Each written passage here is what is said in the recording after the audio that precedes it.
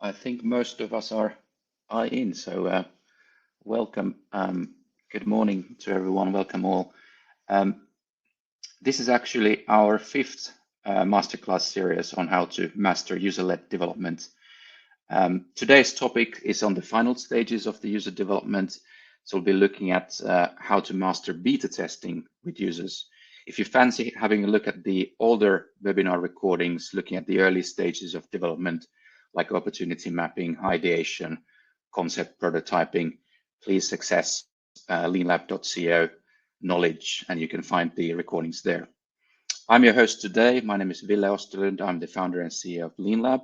And as a co-speaker, I have Lotta heading up our customer success. Welcome, Lotta. Thanks. Hi, everyone. We'll have a Q&A session at the very end of the webinar. So please use the Q&A box right-hand side of the screen and put your questions there. I made some suggestions for a discussion, but please add your own as they pop into your head.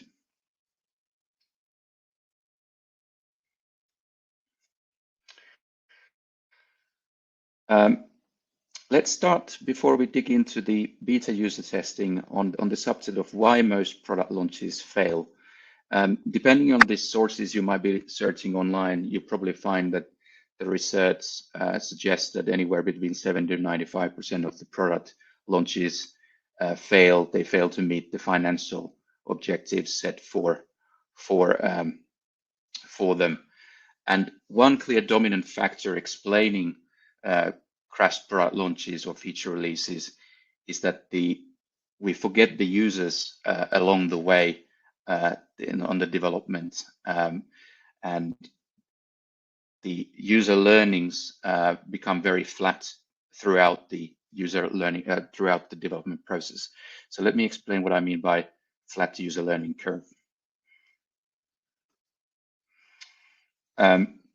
Here on the horizontal axis, you can see a typical development journey from the opportunity mapping down to the mid stages where you're developing the service, prototyping, testing, and you're ultimately then releasing. And then on the vertical axis, you can see the accumulated user learnings that you learn from your users as you develop your service and you progress from one stage to another. And if you forget your users along the process, then this is how your user learning blueprint might look like. So you actually end up developing the entire service with internal kind of views and thoughts, gut feels. So the whole opportunity or the problem might be something that you have discovered or discussed internally, but you haven't really validated that's a problem.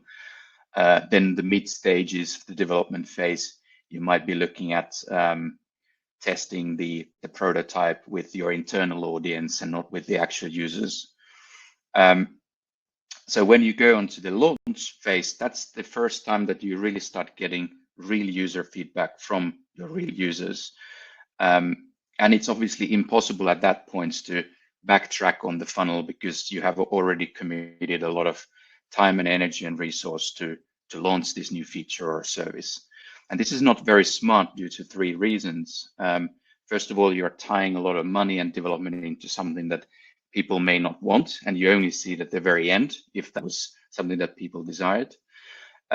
Your whole development team gets really super stressed because it becomes a must-win battle that you must win, and the chances are quite bleak.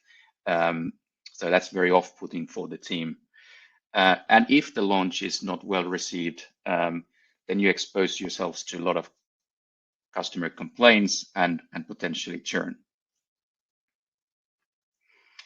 So the question, of course, is then, how can we start winning?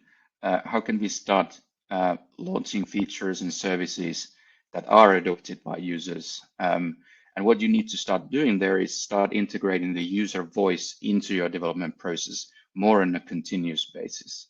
So let's look at how does the winning recipe look like.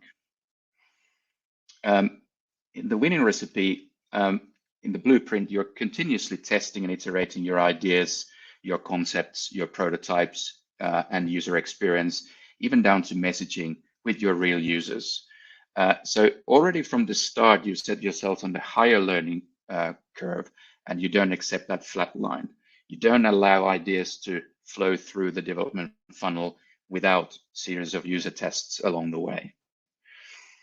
And this way, you only develop things that are adding sufficient user value, and you become much leaner in your development operations. And if you find yourself today on the flatter learning curve, then there's a huge upside that you can take in your development and significantly improve your chances of success. I call this upside a user-led development opportunity gap.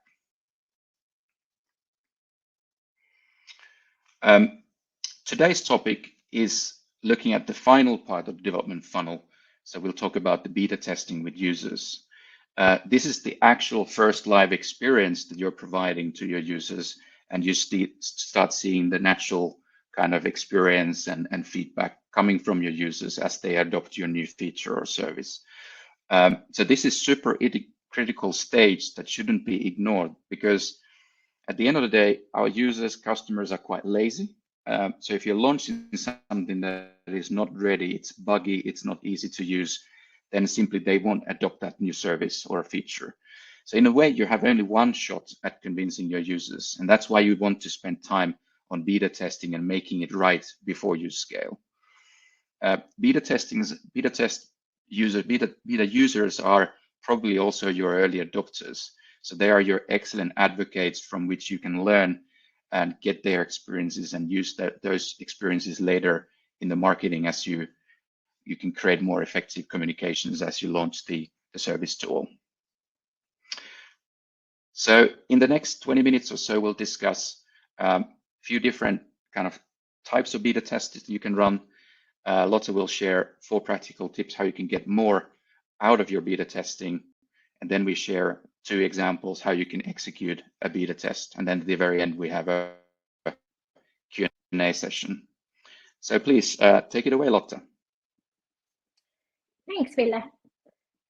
So if we start with the 2 types of beta testing that there are essentially. So we have your closed private beta testing, and this is essentially when you launch the beta to a small selected group of users. So a more controlled launch of the beta itself. So allows you a little bit more control in terms of the testing itself.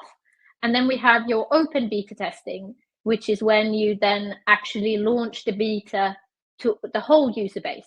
So give all the users access to the beta and engage with them and test the product or the beta with the whole user base as well. So these are the kind of 2 different approaches that you can go about with beta testing. But we'll in a minute go through the 4 sort of practical ways for the beta testing, and we would say that they're relevant for both of these approaches itself. So whether you're kind of selecting a more closed setup for the beta phase or a fully open, it's still very much relevant in terms of how you engage your users. So before we move on to the 4 practical ways, just as a key element before any beta testing phase that you do is defining your objectives. This is crucial for determining whether the beta is essentially meeting its objectives. It will really help you define the beta testing phase in terms of what tests you should be running during your beta testing phase. So for example, are we trying to eliminate and identify bugs, or are we looking for more general user feedback on the beta itself? But the key is to really define those objectives, and based on those objectives, then plan the tests that you're looking to run through your beta testing phase. So going into the sort of 4 practical ways to smarten up your beta testing. Firstly, we start with your user segmentation or tester selection. So any beta testing phase or any tests that you run, it is crucial that you understand what user segments that you're engaging, but also during the beta testing phase, it's particularly crucial that you have a representative sample of your user base engaging with your beta as well, so that you get enough feedback from your whole user base for the beta itself. But this is also then that will help you put the feedback in the right context. And one simple way to segment your beta users with, or the starting point, is essentially identifying or ensuring that you have users across the scale of high, low frequency usage. So understanding whether they're already a heavy user of your product, or are they more on the low usage scale, but essentially ensuring that across these two dimensions that you have enough users across that span as well, to make sure that you have enough feedback from the different perspectives. Another aspect particularly key for beta testing is understanding whether the users are tech savvy versus non-tech savvy, and having enough users across that scale to get that representative sample within your beta tests. But here, for example, the tech savvy, non-tech savvy dimension really will help you understand the adaptation of the update itself. So for example, with the digital product, you're talking about the more tech savvy people will more easily generally adopt any updates or improvements that you do, whereas the non-tech savvy, they require a little bit more in terms of how they generally adopt any updates or improvements. So the perspectives there again are different, but these two aspects will help you get going. And obviously you can add further scales and dimensions onto your user segmentations as you go on, but if you're starting out, these are the kind of key 2 points to reflect upon for your beta testing phase. Secondly, we have what we call pre and post testing. So what we mean by pre and post testing is essentially the pre-testing is before the beta is launched to the users. So again, whether this is an open or a closed beta testing phase, before you launch the beta, it's important that you have a current understanding of the user's experience and expectations of the current product. And these metrics in the pre-test should reflect the objectives of the beta testing phase. So are we looking to improve the satisfaction levels or the overall experience, or are there any specific other metrics that you want to understand should be included in the pre-study? So then during the post, which is done when the beta is launched, and gathering the feedback about the beta, you're able to very clearly reflect whether the beta is meeting those objectives and what objectives it's meeting and where it's potentially falling short, and helping you get going in terms of what the improvement areas are for further optimizations after kind of a full launch of the product. Thirdly, a key part of your beta testing phase is reviewing and iterating. So when you plan a beta launch, it's important that you adapt to the testing itself, a kind of a sprint-like approach, so that you are effectively continuously reviewing the feedback that you're gathering about the beta itself on, say, for example, a weekly basis. So if the beta phase is, say, 4 weeks, that you're still reviewing the feedback much more frequently, making sure that you're then essentially iterating the tests. Are there any further tests that you need to do to really understand any challenges and pain points, to gather the additional insights as part of the beta testing phase? So ensuring that you have enough depth to plan for the launch and meet those user expectations further down the line.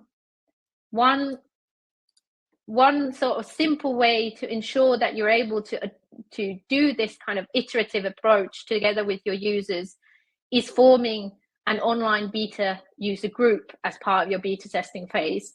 So recruiting a smaller group of users that you can engage with more frequently than with potentially the wider beta user testing group. so that you have the potential to do that iteration and reviewing together with your users, making sure that you get that additional feedback to really start defining those improvement areas and prepare for that full launch. And then finally, we have prioritization. So while during a beta phase, it's not very common to start making improvements directly onto the beta. Yes, fixing any crucial bugs, but actual improvements to the beta are less common. But you need to then start planning for after the launch. So what we call the fast follows after the launch. What are the sort of crucial areas to start improving on, to making sure that we're meeting those user needs and expectations fully. And part of this is starting to prioritize those improvement areas that you've identified as part of your beta testing. And one quick and simple way to do this together with your users essentially is to have users put the identified improvement areas on a scale of essential to nice to have. So really understanding again, what are the ones that bring the most value? So what are the ones then that are the highest priority to start working on, to making sure that we meet those needs and expectations? And what are the more elements nice to have that we can then maybe plan further down the line? And this prioritization is also thinking about the launch strategy. So your communication and marketing is crucial, as it will help you manage the user's expectations and kind of communicate effectively as part of the launch as well. So these were the four practical ways for your beta testing. So starting with your user segmentation. So always remembering to understand the different perspectives of the different user segments that you have. Having the pre and post testing as part of it. So understanding whether your beta is meeting its objectives and having those points to compare. But also then reviewing and iterating through your beta testing phase, but then also remembering that prioritization. So starting that already during your beta testing itself. So now let's move on to some examples about the beta tests themselves. So what kind of beta tests can you run? So in our first example case, we've essentially now launched the beta, but now need to understand how our different users are engaging with the beta itself. So essentially, we've identified how our users interact with the current functionality. So this is where we would have done the pre-study already, but now need to understand how the beta is performing. So doing that post there as well. Is it meeting the user's expectations and wishes? And one way to approach this is essentially doing an online qualitative diary study where you engage, say, 15 to 30 participants. And again, remembering that it's good to have a range of the different user groups giving you this feedback and really understanding their first impressions, what the overall experience of the beta is. Is it meeting their needs, expectations, wishes? What kind of challenges have they potentially come across? And how they feel that the functionality of the beta could be further improved. And some of the key learnings here from a study like this is identifying how the different user groups interact with the beta. Is it really meeting those needs and expectations? We're starting to identify the pain points and through that the opportunity areas for optimization and improvement. And a natural next step from a test like this is then gathering that further feedback if required, having those, so the clarifications needed, for example, to really get in onto those improvement areas, or alternatively then already start prioritizing any of those improvement areas that are identified. this takes us on to our example case 2. So this is then where we've gathered the first impression feedback of the beta, but now we need to start prioritizing the arisen improvement areas themselves.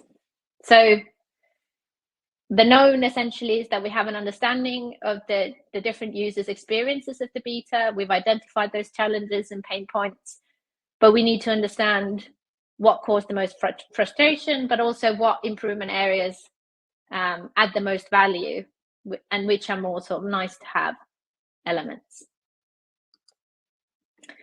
And one quick test to help you with the prioritization is essentially a simple card sorting activity where you ask your users to categorize the different improvement areas into a scale of what's sort of more instrumental or essential and what's nice to have or what they wouldn't necessarily consider using. But again, it's important that you engage a range of different user groups as part of this test as well. And understanding then, asking those questions about why as well. So asking the open-ended question of why they find these functionalities or elements particularly useful or valuable or important, to again help put that into the right context and help you prioritize the roadmap for after launch as well. And the learnings essentially that this will give you is what are the improvement areas that are considered the most valuable across the different user segments. So which ones bring most value to a larger group of users, and which are more narrow and specific to, for example, one of your user segments, but also having that understanding of why they are important to the different user groups.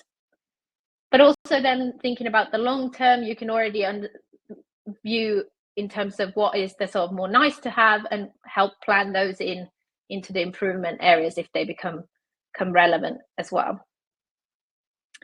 And this is also then something that will help you plan in terms of thinking about next steps, how to deal with these pain points during launch.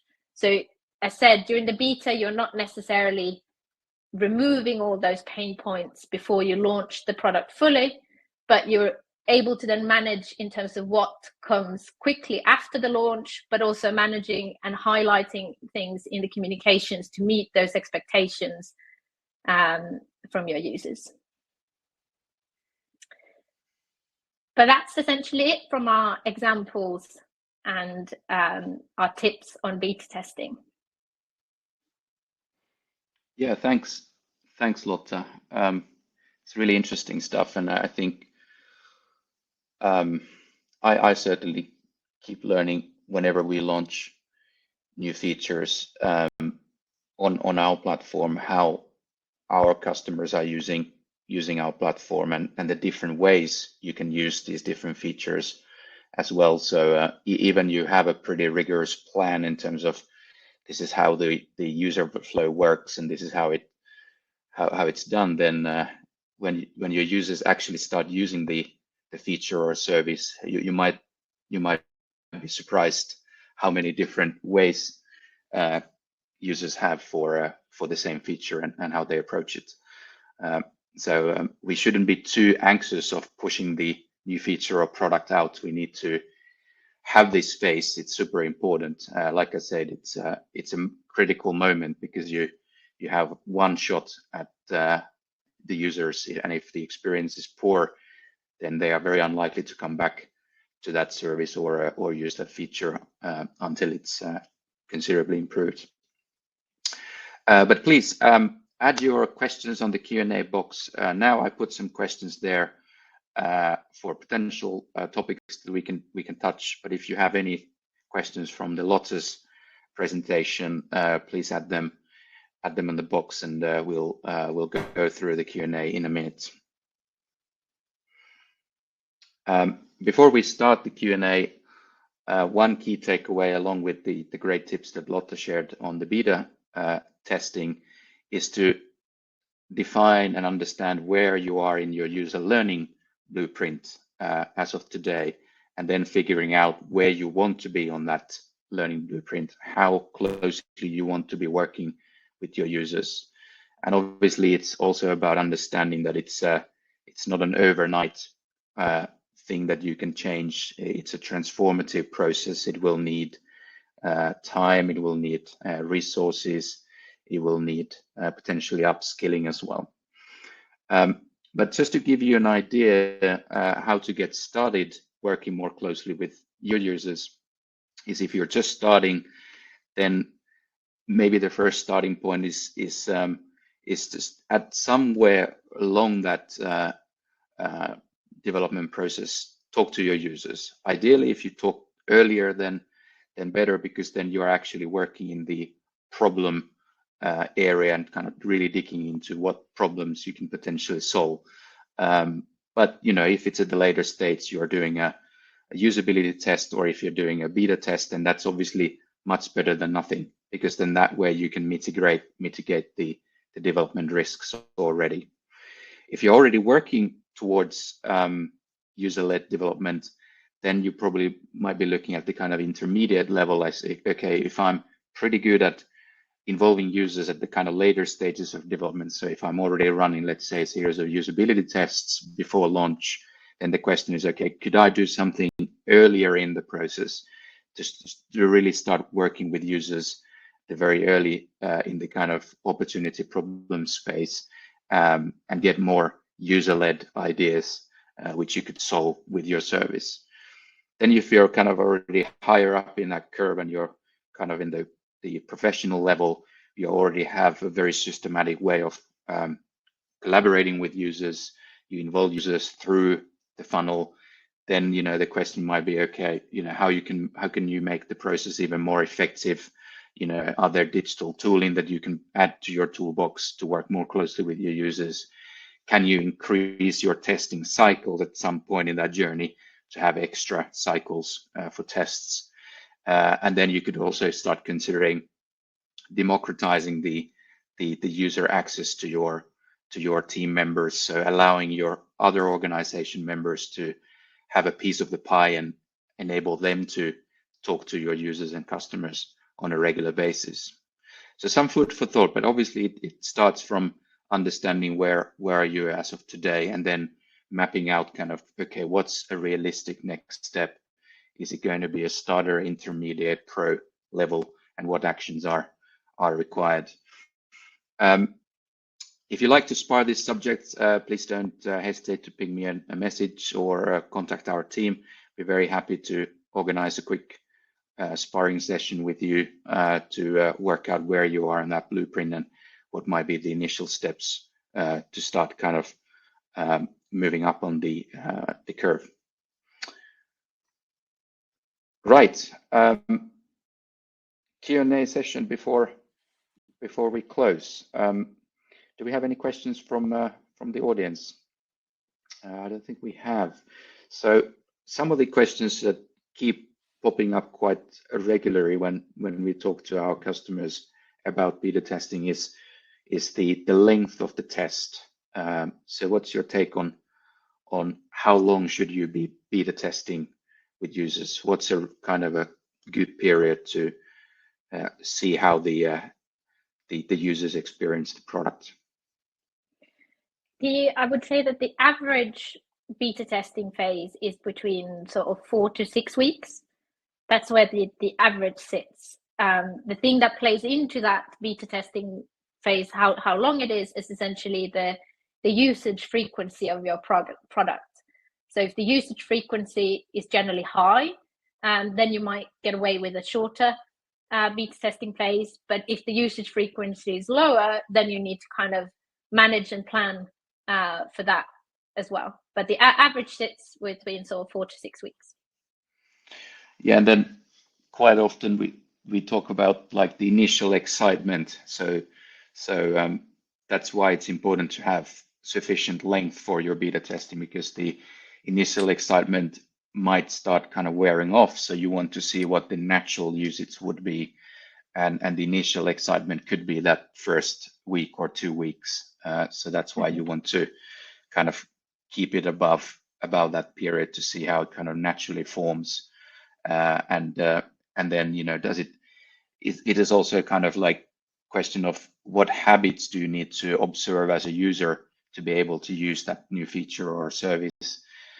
So if the habit forming takes longer, then you obviously need to have a longer beta testing period to see if you're able to establish that desired habit with a new feature or service. One question about the actual questions. So what would be your top questions that you might be asking from beta users to kind of work out whether this new service or feature is making sense? I think for me, the top questions are gathering the first impressions, having them describe the first impression of the usage, but also then having them users share what are their highlights of the beta, what are essentially the things that stand out to them. But then also it's really important to ask about the frustrations. So what causes frustration for them when using the beta, or any challenges that they've come across. They're the kind of the most crucial things that really will help you identify the kind of the improvement areas and how to plan forward for the launch itself. But I would then also say that prioritization is key, particularly thinking again about the time after the beta testing phase and the launch, so that you're able to effectively or kind of plan your development efforts in the best way possible. So focusing on the areas that really bring the most value and ensure that you meet the user's needs fully. Yeah, I think that's all we had time for today. So we need to round off from now. I hope you enjoyed the session, the tips. Please join us for our next session. The date and the topic is not released yet, but it will be in early June. So stay tuned, and we'll obviously communicate with everyone about our next masterclass. But for now, thank you very much. Thank you, Lotta, for sharing your thoughts today, and thanks everyone tuning in. Have a great day. Thanks. Bye. Thanks all. Bye.